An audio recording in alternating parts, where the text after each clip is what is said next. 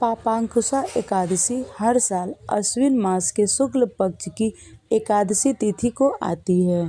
इस दिन भगवान विष्णु के पद्मनाभ स्वरूप की पूजा अर्चना का विशेष महत्व है।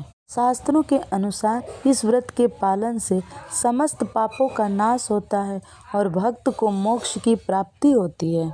पापांकुशा एकादशी व्रत रखने से मनुष्य के सभी पाप नष्ट हो जाते हैं।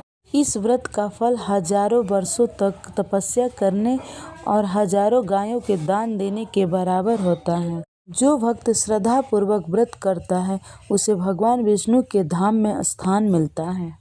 प्रातः काल स्नान करके व्रत का संकल्प लें।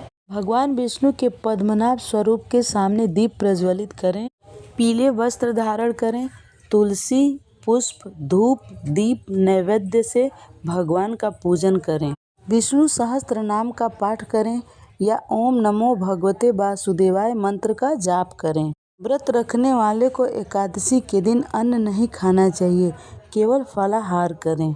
अगले दिन द्वादशी तिथि को दान पुण्य करके पारण करें।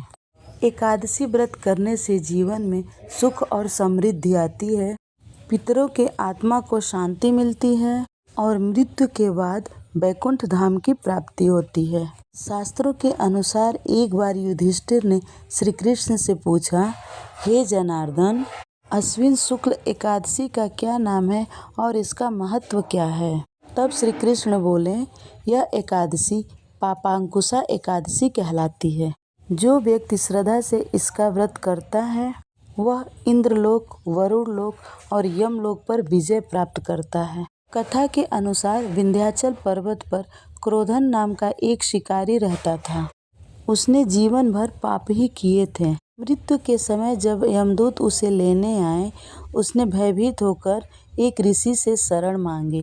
ऋषि ने उसे पापांकुशा एकादशी का व्रत करने की सलाह दी। उसने यह व्रत किया और मृत्यु के बाद यमदूत उसका कुछ नहीं बिगाड़ सके। वह विष्णु धाम को प्राप्त हुआ। इसीलिए यह व्रत इतना शक्तिशाली माना गया है। इस दिन भगवान विष्णु को तुलसी पत्र अर्पण करना अनिवार्य माना गया है। कहा गया है कि जो मनुष्य पापांकुशा एकादशी का व्रत करता है वह जीवन में कभी दरिद्रता, दुख और भय का सामना नहीं करता। अगले दिन द्वादशी तिथि को पारण का समय यानी व्रत खोलने का समय सुबह 6:16 से 8:40 तक का समय पारण के लिए शुभ माना गया है। इस दौरान किसी भी समय पारण किया जा सकता है। यह दिन पापों का नाश और मोक्ष की प्राप्ति का अवसर देने वाला दिन है। भगवान विष्णु की कृपा आप सब पर बनी रहे।